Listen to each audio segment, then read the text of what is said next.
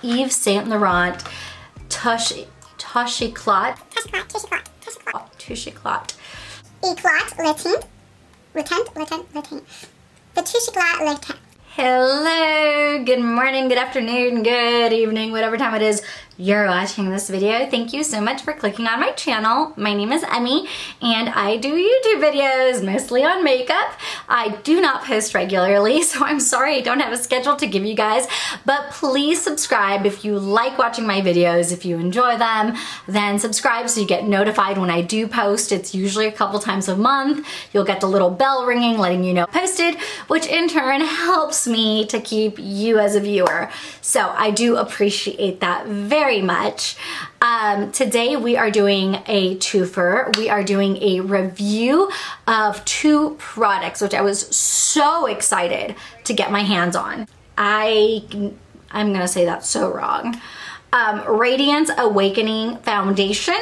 All right, I can't pronounce the name. I can't. So the foundation from Yves Saint Laurent, this one here, it is the Touche Eclat Radiance Awakening Foundation. It's supposed to be weightless with luminosity and a flawless coverage. So the packaging states. So I was turned on to this because they know how to advertise to me, and clearly I look for skin products to help my dry skin enough on the internet where advertisements for this kept popping up. So I looked into it, and it's supposed to be really good for dry skin. It's supposed to be a radiant, luminous foundation, which is right up my alley. I have very dry skin. Right now we're getting into the summer months, so my skin is feeling better, looking better, not feeling as tight, not feeling as dry, but overall I still have dry skin, and so I still really don't do well with matte foundations, even though God knows I have tried. I have tried all of them, from the highest reviewed to I don't do well with matte foundations. Anyway, so I'm really excited to give this Yves Saint Laurent foundation a shot. Again, it's the Touche Eclat, which I am mispronouncing. I know I am. Sorry. It does have an SPF of 22. I love sunscreen in my foundations. Some people hate it, some people like it. I like it. I always put sunscreen on no matter what. So I feel like I put the sunscreen on as my normal base after my other moisturizers, and then I think it's just a plus to also be able to have it in a foundation so I don't have to reapply right before applying my makeup, because at least I'm getting a little boost of that SPF in my makeup product. So I like all that. I like what I'm reading. I like what I'm hearing. We shall see how this turns out. So I did look at the color last night when I got it in, and I put it on my hand, and I thought this is way too pink and it's probably way too light. So I was very nervous to put it all over my face, but I think it's okay. I think I'm pulling it off. But this is the color B40 Sand. So color B40 Sand, and I want to say it multiple times that this is the color B40 Sand, because when I look at foundation reviews, I always, that's what I'm looking for. I want to see, especially when we're ordering online and right now being quarantined, we have no other choice. I took a wild guess and took a chance on this one, and when I got it in, I thought there's no way this is gonna match me, but I think it's okay. The other thing I am reviewing today for you guys is the Pat McGrath Labs Skin Fetish Concealer. So I got this in the color LM11. So LM11 is the shade I got in this concealer, and I will tell you right off the bat, because clearly I already put it on, this is a really beautiful, brightening, yellow undertoned concealer. This is my ideal concealer color. The peach undertones in other concealers really help correct the darkness under my eyes. So that's the only thing. I feel like I always have to choose between a brightening concealer, which leans yellow undertone for me, and a correcting concealer, which leans peach toned for me. So this is more of an olive yellow tone concealer in my opinion. And again, that's the LM11. Without further ado, let's get right into the application. And then I do have a final check-in at the very end, which will be about the 9-hour mark of wearing everything. All right, guys, thank you so much, and let's get right into it. All right, let's get you all zoomed in, and let me put this foundation on. I know that might be closer than necessary, but we're gonna do it anyway. Okay, shake well. That's basically the instruction. The bottle is really nice. It's like legit glass, so you do have to be careful with it. Oh, I'm a little nervous about this color. I don't know. Hopefully it works out. We shall see. Okay, just did about half a pump. I don't want to do too much. Let me see how that works. It's very, very easily spreadable. Ooh, this looks very light. It feels really lightweight too, like almost like a moisturizer. We'll zoom you in a little bit more in a minute. So that is with the foundation. I think the color is a bit too light for me. No foundation with foundation. I am liking how it settles. Like, I think it looks really good. I haven't really checked out in a mirror yet, so I will in a minute. And you guys could see how it looks on camera, but I probably really won't be able to tell. So no foundation, foundation, no foundation, foundation. Okay, and that's just one very, very light layer. So I do like how it looks on the skin. I'm just not 100% sure of the color.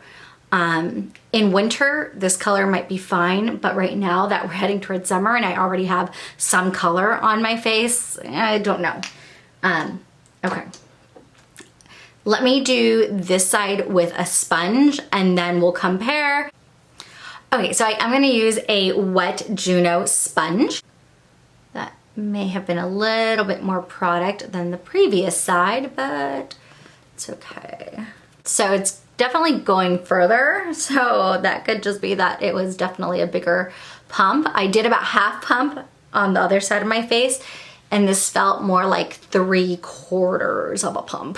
I'm gonna do my nose all around because I didn't really put any on my nose before. I'm gonna bring it down a little because yeah, I mean, it's definitely light, but I do feel like it's oxidizing a little bit, which in this case is a good thing because it's like becoming more similar to my skin color. So that's a good thing. I do like how the sponge application looks better, I think.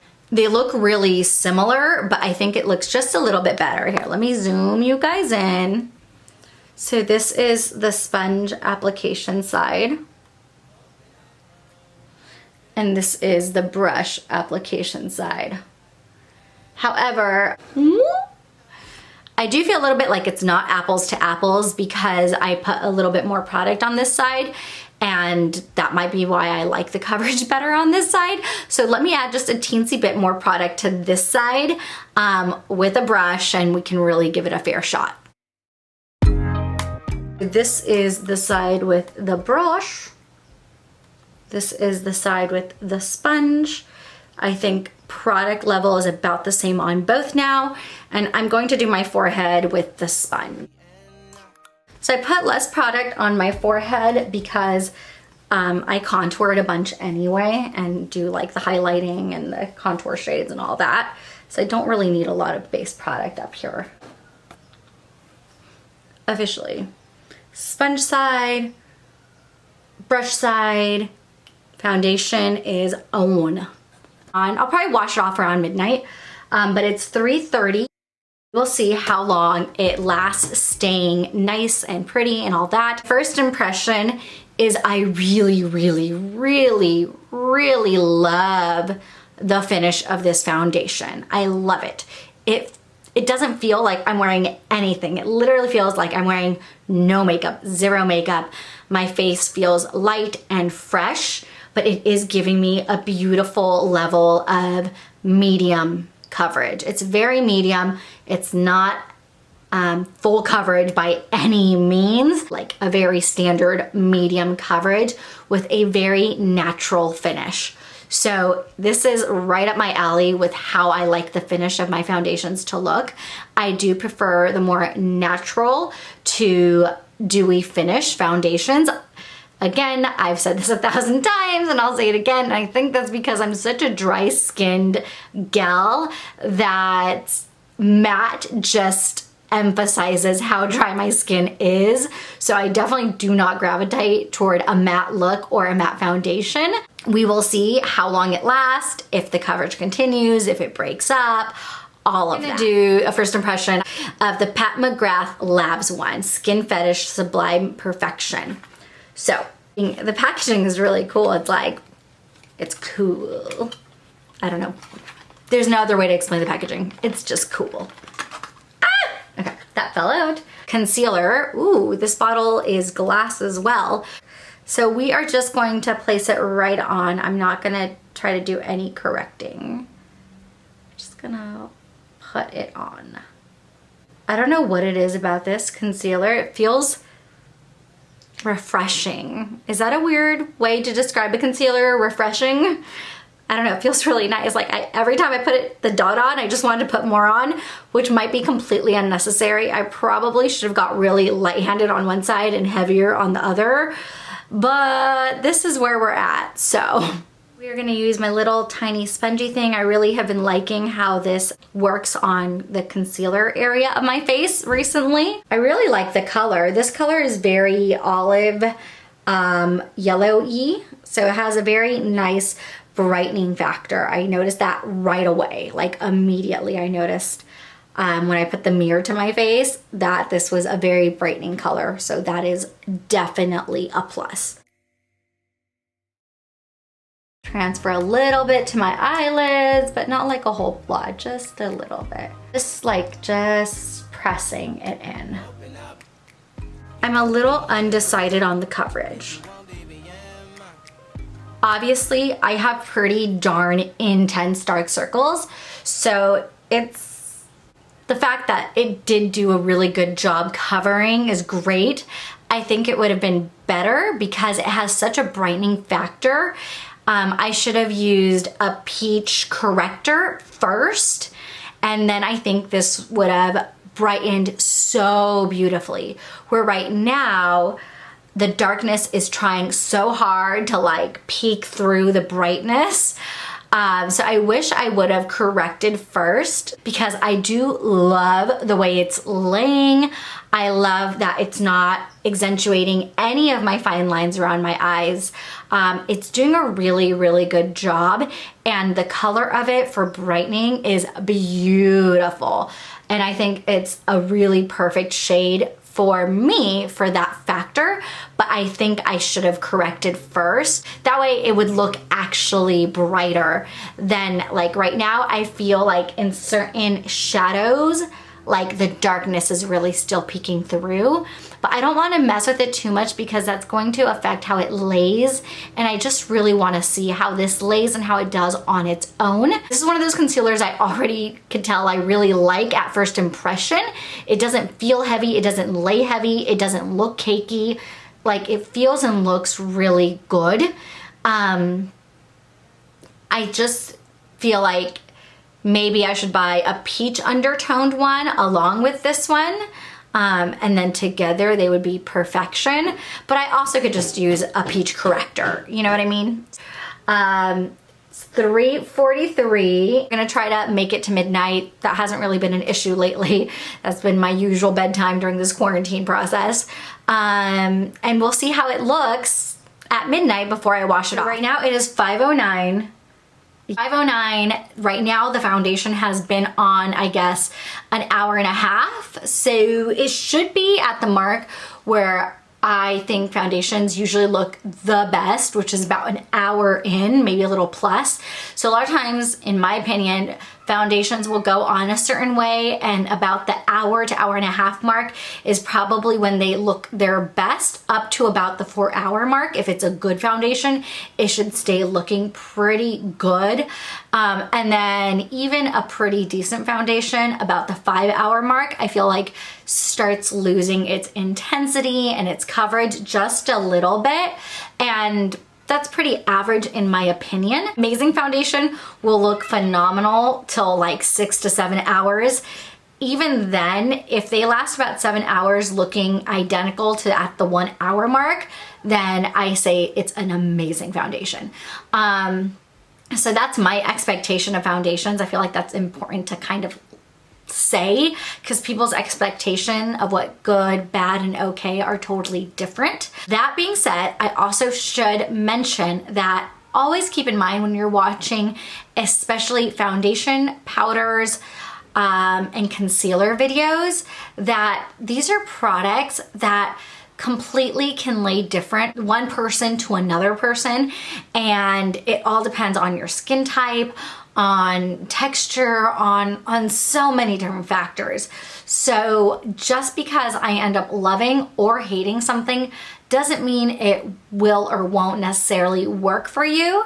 But that's why it's also important to try to follow people who, to the best of your knowledge, seem like they have similar skin types when it comes to getting reviews for foundations, concealers, and setting powders. So that is my full opinion on those 3 products. You just have to be very aware that it can be so different from one person to another. Aside from skin type and all of that, also I think body chemistry, like, you know how perfumes will smell different on different people? Like, there's definitely something in our bodies that reacts to certain ingredients and certain things that can change from one person to another. So always keep that in mind. So, sorry, I'm rambling, I know. So let me zoom you in so you can get a good look at what the foundation is looking like right now, what the foundation and the concealer are looking like right now on my skin. Hopefully that's not blurry in any way. All right, so that's really zoomed in, I realize that. So the concealer is looking really good in my opinion. Like, it's laying phenomenally. It's not a high coverage concealer in my opinion. It's a medium coverage concealer. The foundation is looking really, really good as well.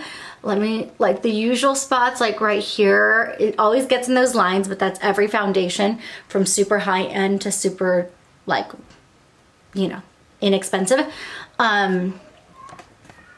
But the usual spots, like right here, you know, the nose phase, it gets in the creases here, the little smile lines. I probably have you too close. Eee. So anyway, I think it's actually laying really, really nicely. The medium coverage is still very much medium coverage.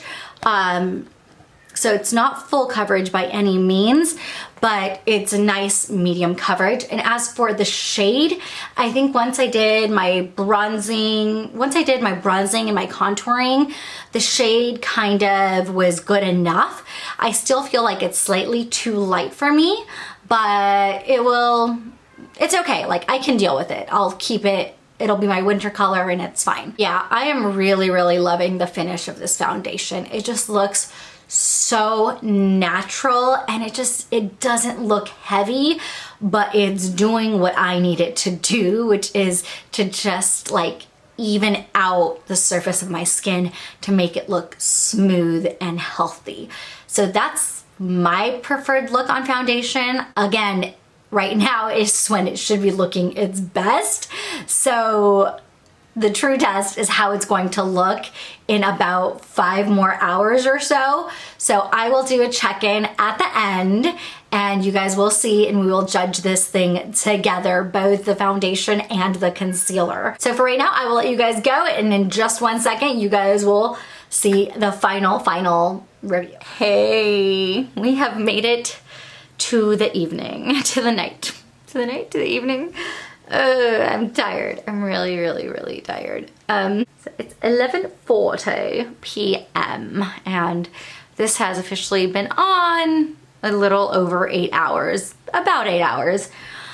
So let me take a quick look, a deep look in the mirror. Let me just like really analyze it for you guys.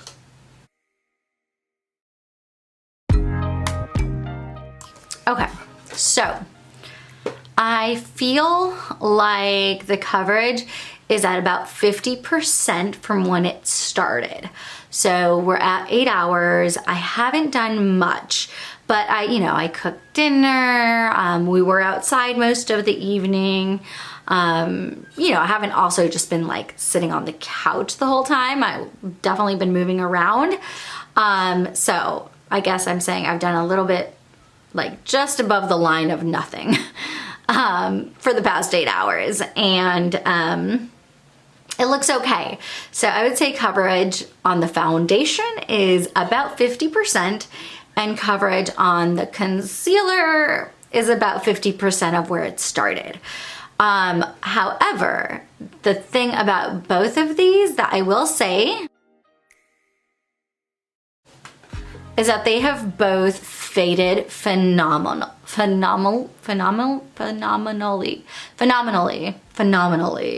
They've both faded phenomenally. So what does that mean? It's not like, I have had past experiences with foundation and concealer where they get patchy, they fade in some spots, not the other, or they start breaking up and looking really funny and looking like crepey and giving you wrinkles that don't really exist. I mean, I've had some pretty terrible things with some foundations. This has faded so well. It just looks like I'm wearing even lighter amount of makeup than I was to begin with, because I feel like both the concealer and the foundation were pretty solid medium coverage. Not even close to full coverage, like not close. But again, they were like right above the line of like CC cream type coverage. So it was very standard medium coverage. And now I feel like it's very, very light coverage, but it hasn't spotted, it hasn't separated. I'm gonna bring you in so you can kind of see what I mean.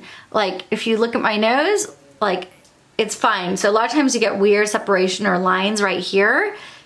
There's none of that. My smile lines right here, is it really embedded or crazy? No, I don't think so. It's pretty normal. It's just overall, when I look at the coverage, I just feel like it's less by approximately 50% of when I originally put it on. But for the 8 hour mark, that is a winner for me. So I feel like the fact that it faded overall very well without doing anything funky or weird. Sorry, I guess I'll zoom in again. The concealer, if you could see, it just looks like it's lost some concealing power, but it's not like flaky, it's not crepey, it's not, I don't have any of those weird dots that sometimes happen with concealer. That actually usually only happens when I set it. So I have none of the weirdness going on that sometimes you get. So that's why I'm saying it faded phenomenally.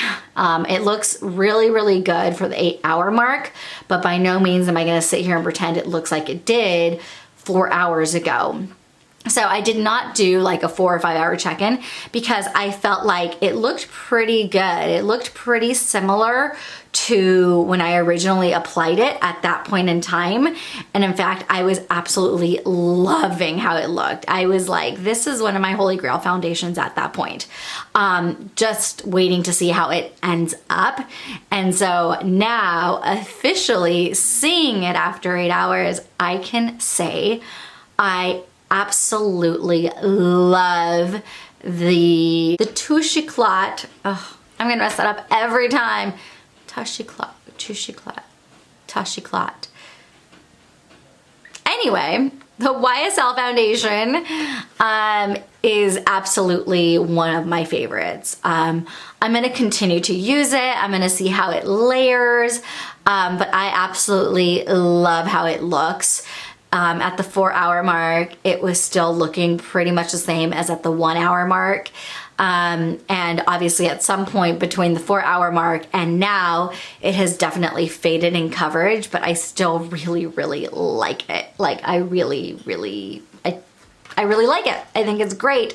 I think it's going to definitely be on the rotation of something I repurchase on a regular basis. The other, of course, the McGrath concealer, the Skin Fetish Sublime Skin Fetish Sublime Perfection. Oh my God, Skin Fetish Sublime Perfection concealer from Pat McGrath also has faded great.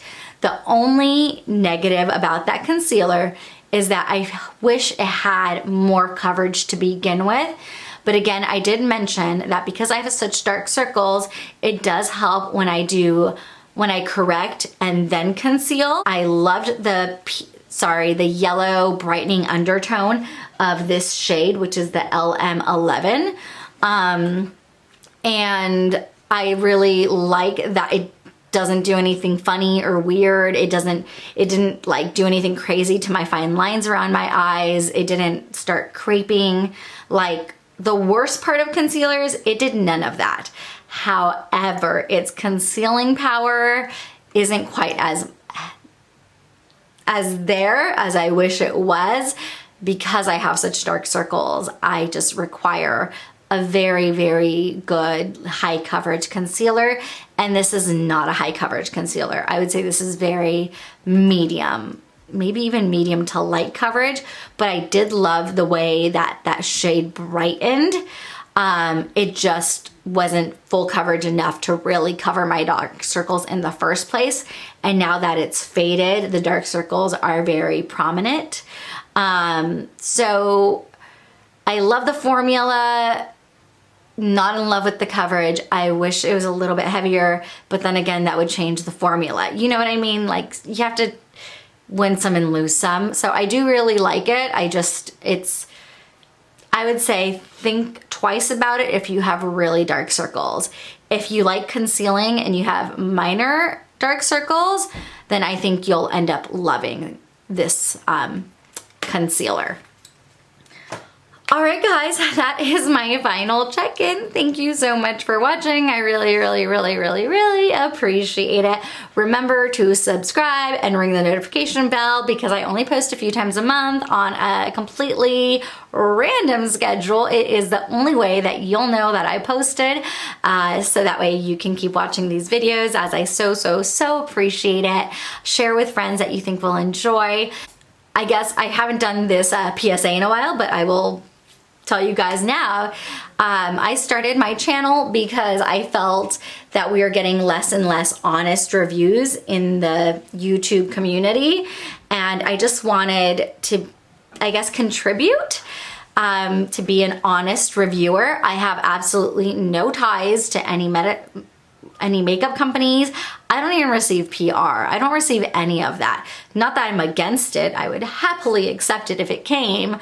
But that being said, I also don't go out looking for it because I don't want to owe anyone anything. I want to be able to be a 100% transparent review channel when I do reviews. When I do reviews, know that I'm not connected, no one is paying me, nothing is sponsored, and currently I'm receiving 0 PR. So there's nothing to sway my opinion about a product at all. It's literally just how I feel it, how I see it, what I think, and it's very straightforward. Anyway, thank you guys so very much for watching. Remember to spread love, not hate. Bye!